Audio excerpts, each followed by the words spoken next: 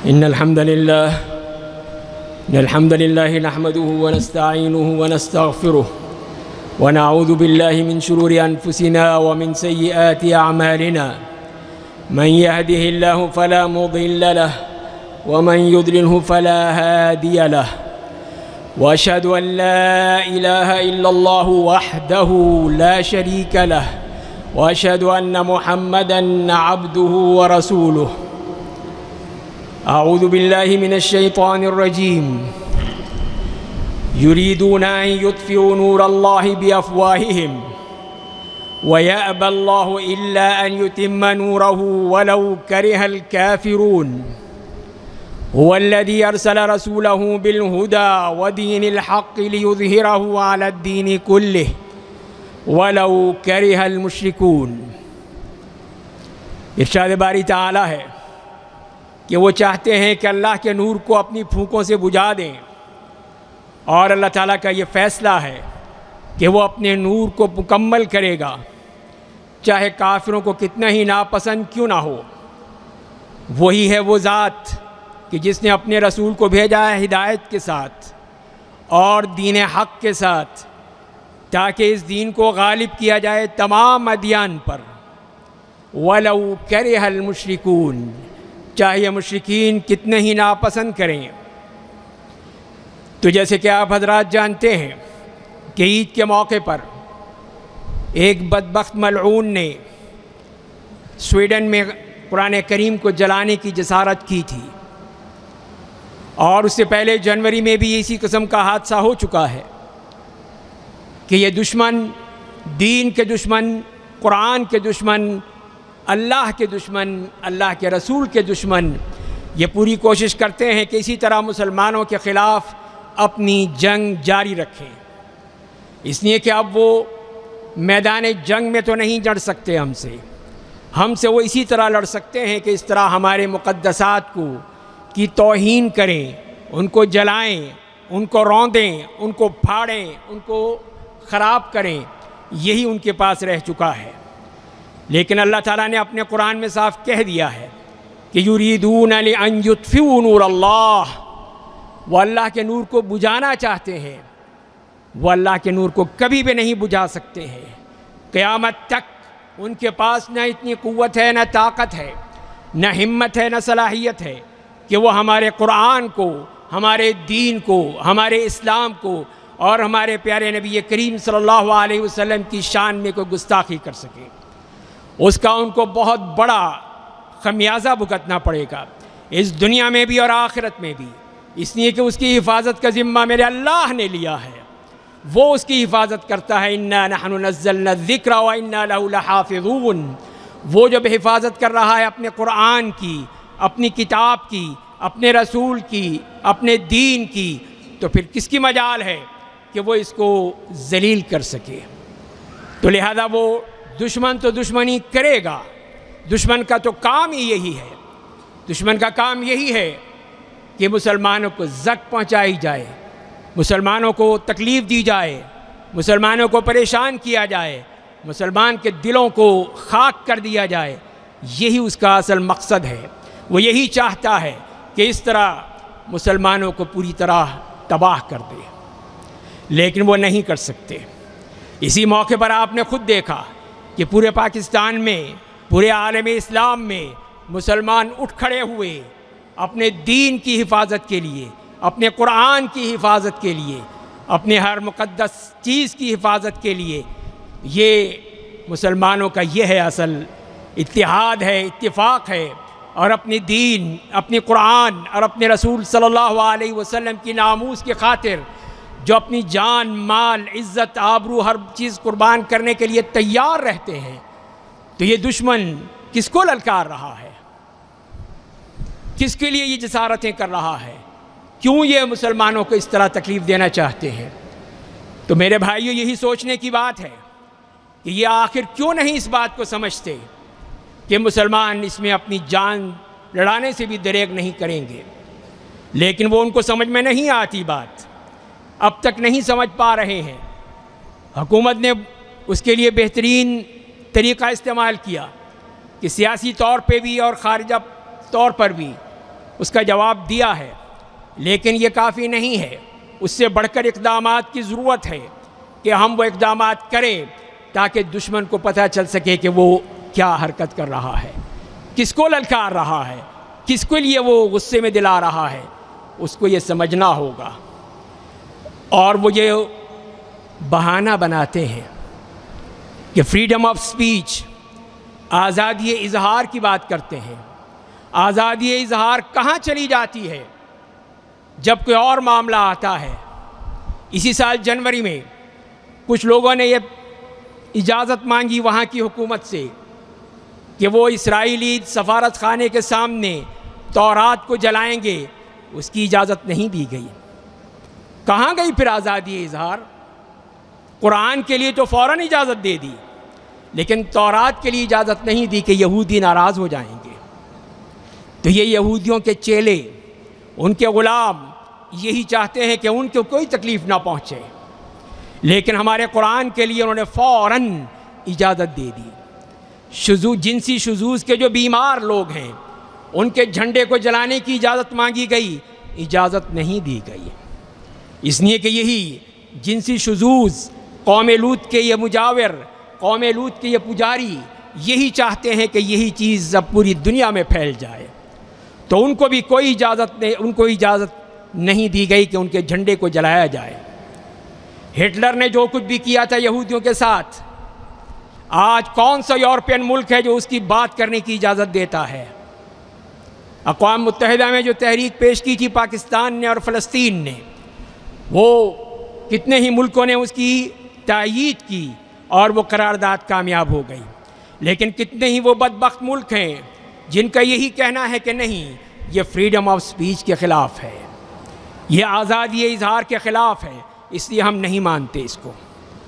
تو یہ ہے میرے بھائیوں، یہی ہے ان کا رویہ، یہ ہے وہ یورپ کا اور امریکہ کا اور پورے اس علاقے کا یہی رویہ ہے کہ وہ اسلامی فوبیا میں مبتلا ہو کر اسلام کے خلاف، دین کے خلاف، قرآن کے خلاف اور ہمارے نبی کریم صلی اللہ علیہ وسلم کی شان میں اس قسم کی گستاخیاں کرتے ہیں۔ لیکن ہمیں ایک چیز کو دیکھنا ہوگا، ہمیں اس پہ غور کرنا ہوگا، ہم اپنے گریبان میں جھانکنا ہوگا کہ ہمارا قرآن کے ساتھ کیا تعلق ہے۔ ذرا سوچ لیجئے، غور کر لیجئے کہ ہم نے قرآن کے ساتھ کیا معاملہ کیا ہے۔ ہمارا تو قرآن کے ساتھ معاملہ یہی ہے کہ قرآن کو صرف ایک برکت کی کتاب بنا لیں، چوم چاٹ لیں، اس میں سے تعویذ گنڈے نکال لیں، اس میں سے فال نکال لیں، اس پہ قسمیں کھا لیں، بیٹی کو رخصت کرنا ہو اس کے سر پہ رکھ دیں، چاہے ساری عمر قرآن پڑھائی نہ ہو۔ تو یہ ہے ہمارا قرآن کا تعلق۔ اسی لیے دشمن تیز ہو جاتا ہے کہ جب مسلمان خود اپنے تو قرآن کی احترام نہیں کرتے، قرآن کی تعظیم نہیں کرتے، قرآن کو صرف برکت کے لیے رکھا ہے، صرف اتنی اونچی جگہ پہ لپیٹ کے رکھا ہوا ہے کہ اس تک ہاتھ بھی نہ پہنچے۔ قرآن تو وہ کتاب ہے جس کے بارے میں اللہ تعالیٰ نے یہی فرمایا کہ ھذا کتاب انزلناہ مبارک، ہم نے یہ مبارک کتاب نازل کی ہے، کیوں؟ لیدبروا آیاتہ ولیتذکر اولو الالباب، تاکہ اس کی آیات میں وہ تدبر کریں، غور و فکر کریں، اس سے نصیحت حاصل کریں۔ لیکن ہم کہتے ہیں نہیں، ہمیں کوئی ضرورت نہیں ہے۔ آپ خود سوچ لیجئے، خود اپنے گریبان میں جھانک کر دیکھ لیجئے کہ آج کیا آپ نے قرآن کی تلاوت کی تھی؟ ہم اپنے دشمن کو تو کہتے ہیں کہ اس پہ اللہ کی لعنت ہو، لیکن ہمارا کیا معاملہ ہے؟ کہیں ایسا نہ ہو کہ یہ قرآن ہم پہ لعنت بھیج رہا ہو، جو قرآن کو رکھ کر قرآن کو بھول جاتے ہیں، قرآن اپنے گھر میں رکھ کر اس کو کھولنا بھی پسند نہیں کرتے ہیں، قرآن پڑھتے ہیں لیکن سمجھنے کی کوشش نہیں کرتے ہیں، قرآن کو سمجھتے بھی ہیں لیکن اس کو نافذ کرنے کی کوشش نہیں کرتے ہیں۔ نہ ہم اپنے اوپر، نہ اپنے گھر پر، نہ اپنے ملک و قوم پر جب قرآن کو نافذ نہیں کریں گے تو پھر کیا ہوگا؟ یہی ہوگا کہ قرآن ہم پہ لعنت کرے گا۔ اللہ کے ہاں قرآن کریم کے بارے میں رسول اللہ صلی اللہ علیہ وسلم ہماری شکایت کریں گے۔ سوچ لیجئے، سن لیجئے کہ اللہ تعالیٰ کیا فرما رہے ہیں۔ وقال الرسول یا رب ان قوم اتخذوا هذا القرآن مہجورا، اور رسول صلی اللہ علیہ وسلم نے کہا، یہ میرے بھائیوں میں اپنی طرف سے نہیں کہہ رہا، کھول لیجئے سورہ فرقان، پڑھ لیجئے اس میں یہ آیت کہ اللہ تعالیٰ فرما رہے ہیں کہ قیامت کے دن نبی کریم صلی اللہ علیہ وسلم وہ ہماری شکایت کریں گے، یا رب ان قوم اتخذوا هذا القرآن مہجورا، اے میرے رب اس قوم نے تیرے قرآن کو چھوڑ دیا تھا، ترک کر دیا تھا۔ یہ شکایت کون کر رہا ہے؟ یہ شکایت ہمارے محبوب صلی اللہ علیہ وسلم کر رہے ہیں، اور ان کی شکایت کیوں نہیں پہنچے گی عرش الہی تک؟ ہم کیا جواب دیں گے وہاں پر کہ اللہ نہیں، ہم بہت خوبصورت چھاپتے تھے اس کو، بہت ہم اس کو چوم چاٹ کے رکھتے تھے، بہت ہی قیمتی غلاف چڑھاتے تھے، بہت ہی اس سے ہم فال نکالتے تھے اور پتہ نہیں کیا کچھ کرتے تھے، لیکن اے اللہ ہم نے کبھی کھول کے نہیں پڑھا، کبھی غور و فکر نہیں کیا۔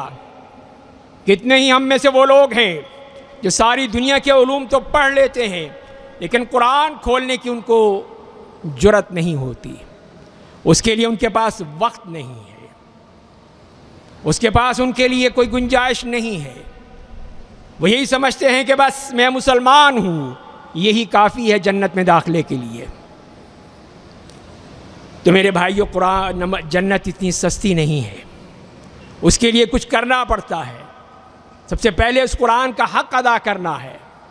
اس قرآن کا حق ادا نہیں کریں گے تو یہی قرآن جو کہ ہماری شفاعت بھی کر سکتا ہے، جیسے کہ حدیث میں آتا ہے کہ روزہ، رمضان اور قرآن دونوں یہ اللہ کے ہاں شفاعت کریں گے۔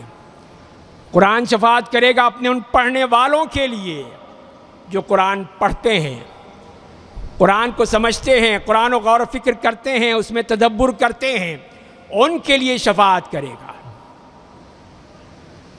اور دوسری طرف رمضان بھی ان لوگوں کے لیے سفارش کرے گا جو روزے رکھتے ہیں اور اس میں اللہ کے حکم کو مانتے ہیں۔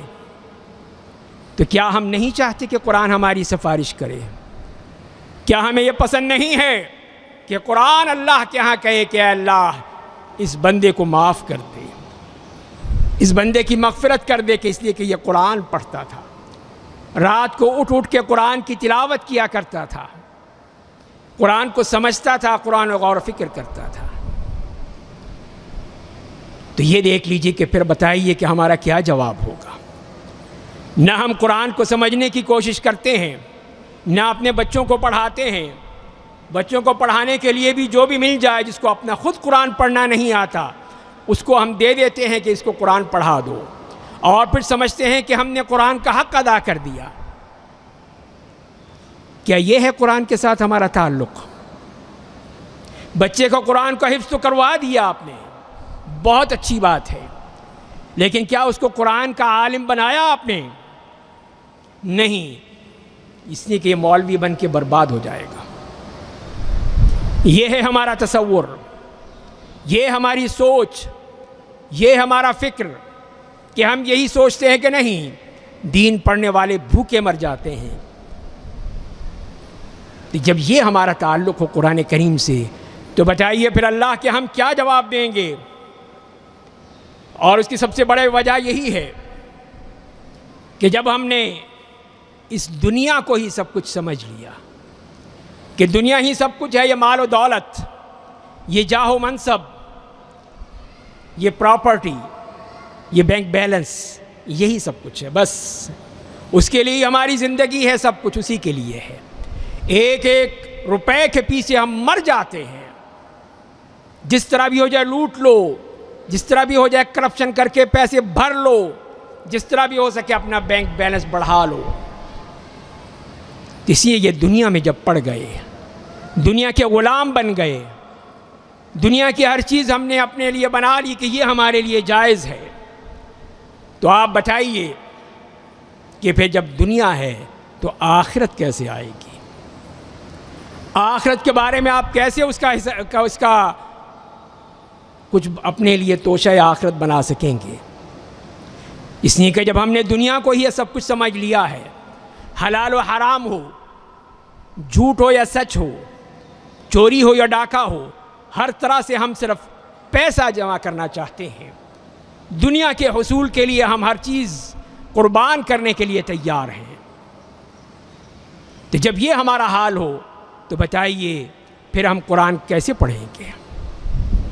جب ہم دنیا کے غلام بن جاتے ہیں، دنیا کے کتے بن جاتے ہیں، اسی کو ہی حاصل کرنے کے لیے ساری اپنی کوششیں لگا دیتے ہیں، تو پھر ہمارا یہ دل سیاہ پڑ جاتا ہے، دل پہ سیاہ دھبے پڑ جاتے ہیں، جیسے کہ رسول اللہ صلی اللہ علیہ وسلم نے فرمایا ہے۔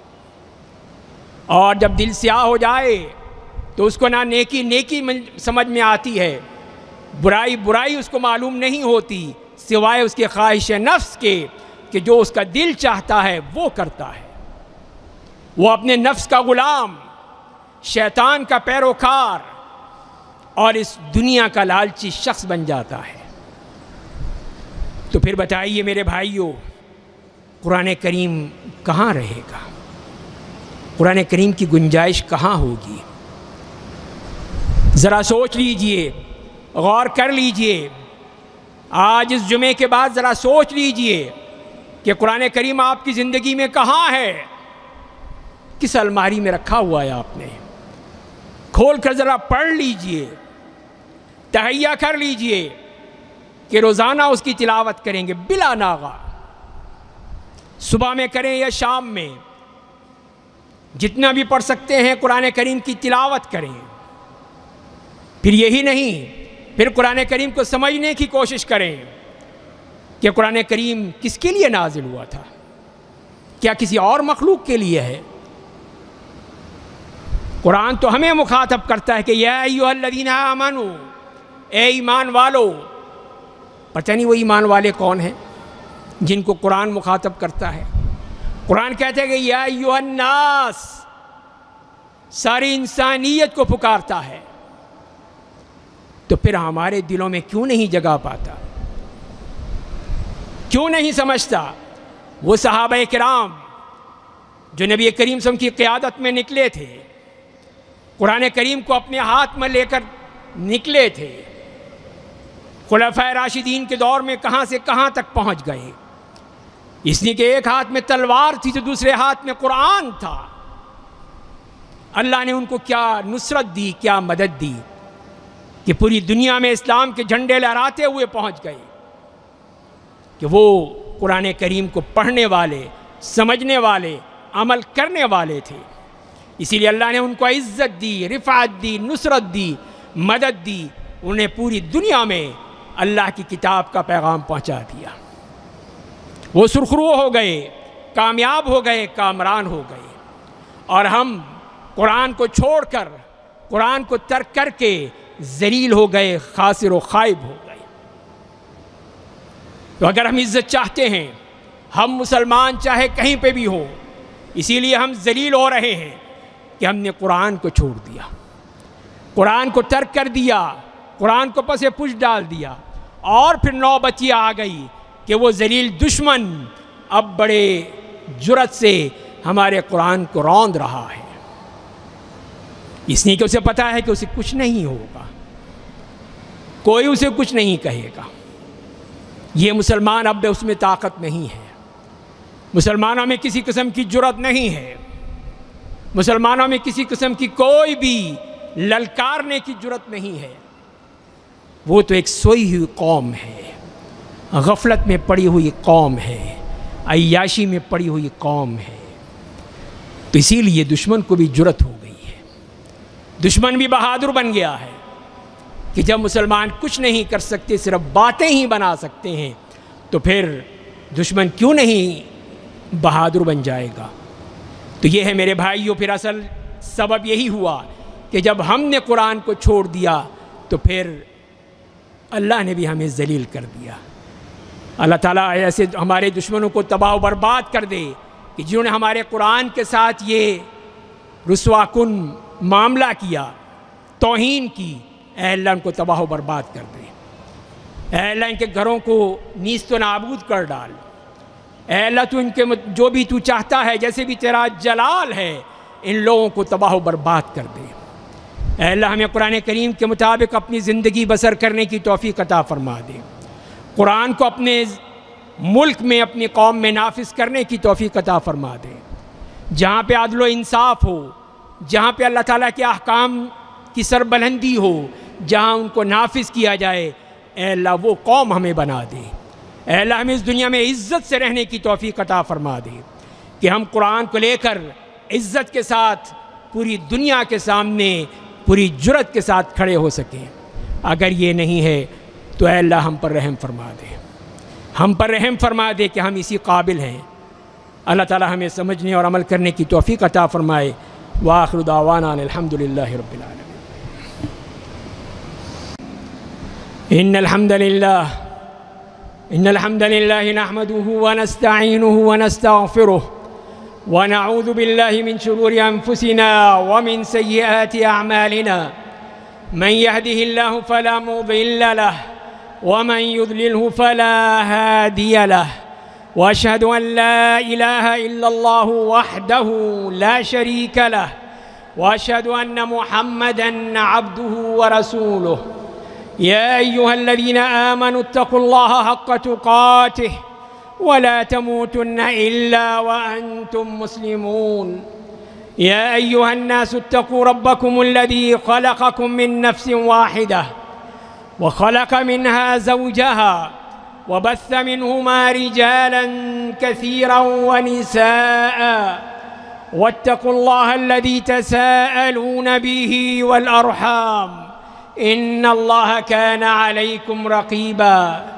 या अय्युहल्लज़ीना आमनु इत्तक़ुल्लाहा व क़ूलू क़ौलन सदीदा युस्लिह लकुम अअमालकुम व यग़फ़िर लकुम ज़ुनूबकुम व मन युतिइल्लाह व रसूलहु फ़क़द फ़ाज़ फ़ौज़न अज़ीमा।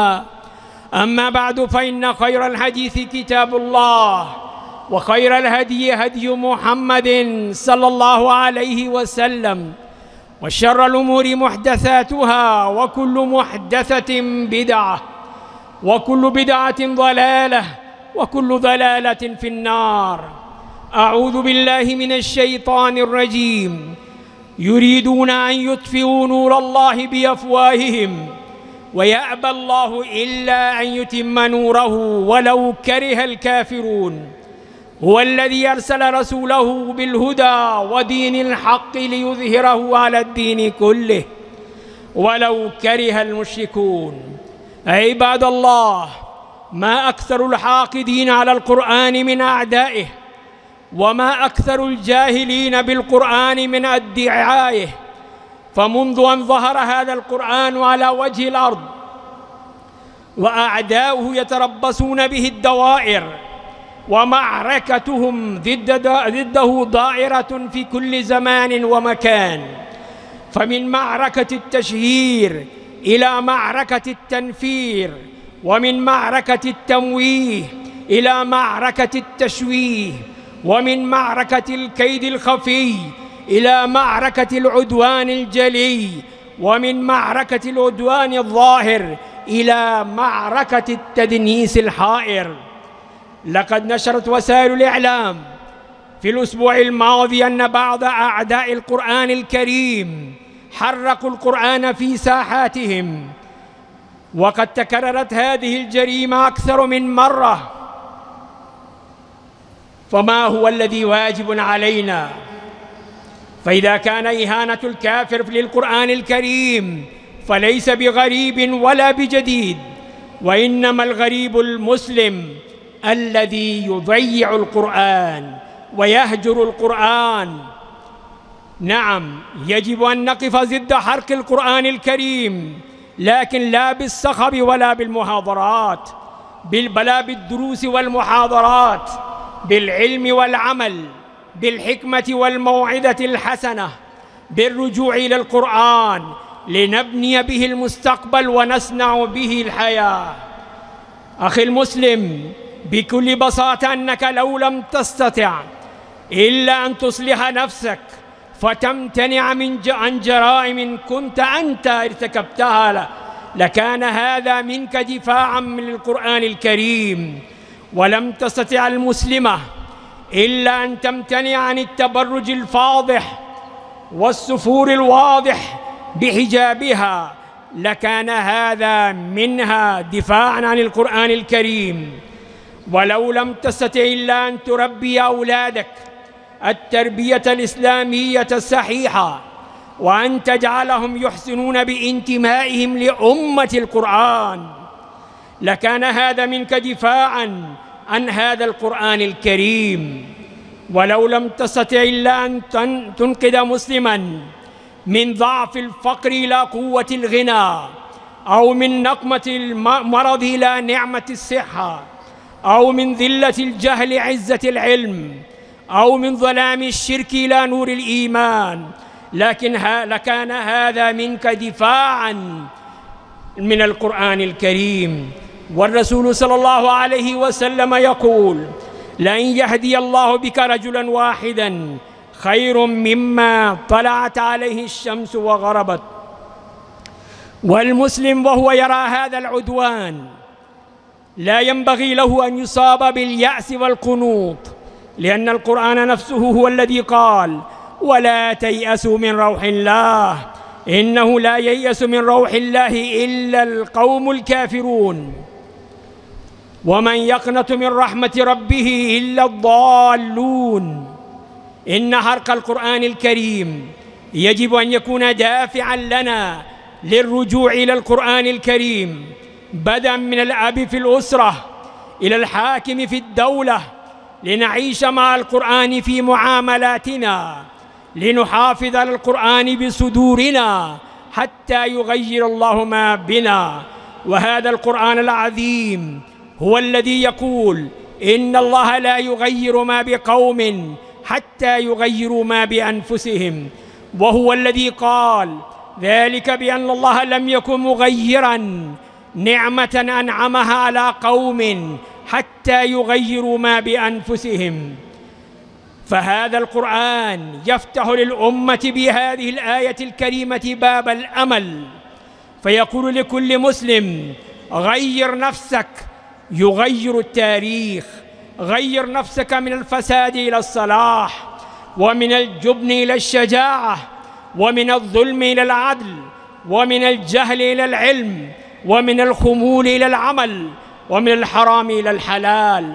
فإن الله تعالى قد وعد بأن يغير ما بك من مرارة الهزيمة والخذلان إلى حلاوة النصر والأمان، ومن آلام الحزن والأسى إلى آمال الفرح والسكينة والإطمئنان، ومن مأساة عنف القاسطين إلى عنفوان رفق المقسطين. هلموا إلى رحاب القرآن الكريم بالحفظ والتحفيظ، هلموا إلى رحاب القرآن الكريم بالتلاوة والتجويد، هلموا إلى رحاب القرآن الكريم بالشرح والتفسير، هلموا إلى رحاب القرآن الكريم بالتطبيق والتحكيم، هلموا إلى رحاب القرآن بالتدبر والتفكر. إن دعوة المظلوم مستجابة، فأيها المؤمنون، إن من حرق القرآن ودنسه فقد ظلم المسلمين في أعز ما لديهم. ولا شك أن الدعاء هو سلاح المؤمن، يصيب هدفه ويحقق مبتغاه، لكن بشرط تطبيق شريعة هذا القرآن. إذ كيف يستجيب الله دعاء من رفض نداء ربه؟ وكيف يلبي نداء من لم يستجب لدعوة ربه؟ فعندما كان المسلمون الأولون مسلمين حقا وصدقا، وكان حياتهم مرآة صادقة لهذا القرآن الكريم، استجاب الله دعواتهم، فاستطاعوا أن يكسبوا النصر في جميع المعارك.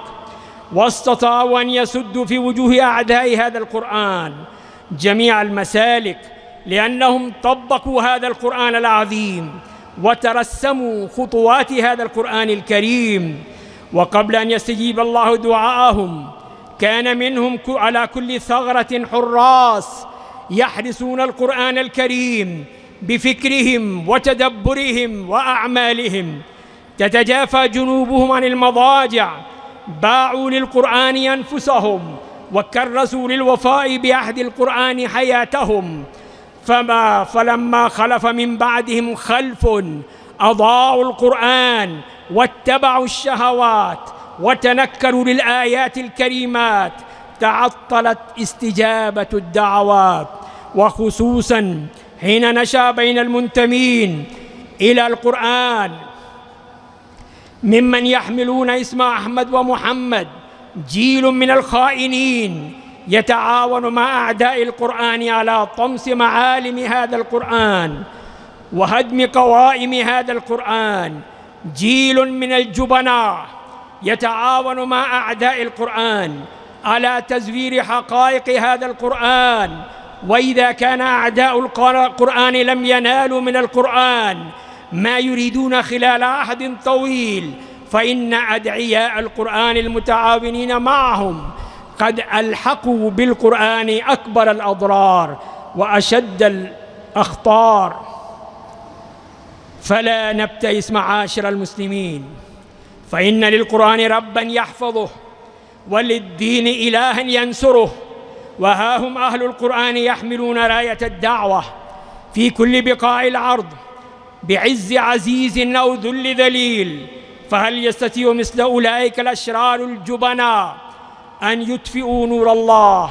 كلا، فإن الله يأبى إلا أن يتم نوره ولو كره الكافرون.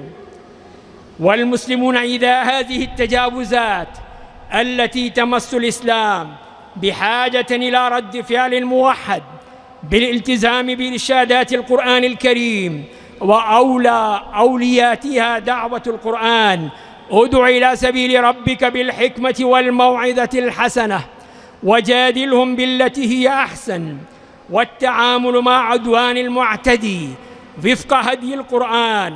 ود كثير من أهل الكتاب لو يردونكم من بعد إيمانكم كفارا حسدا من عند أنفسهم من بعد ما تبين لهم الحق، فاعفوا واصفحوا حتى يأتي الله بأمره، إن الله على كل شيء قدير. أقول قولي هذا واستغفر الله لي ولكم ولسائر المسلمين من كل ذنب فاستغفروه إنه هو الغفور الرحيم.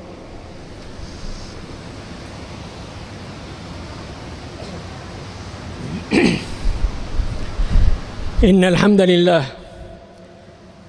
لله نحمده ونستعينه ونستغفره ونعوذ بالله من شرور أنفسنا ومن سيئات أعمالنا، من يهده الله فلا مضل له ومن يضلله فلا هادي له، وأشهد أن لا إله إلا الله وحده لا شريك له، وأشهد أن محمدًا عبده ورسوله.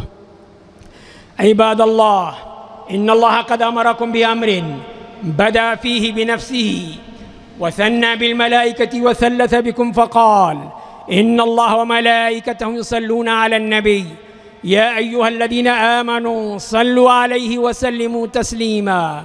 اللهم صل على محمد وعلى آل محمد كما صليت على إبراهيم وعلى آل إبراهيم إنك حميد مجيد.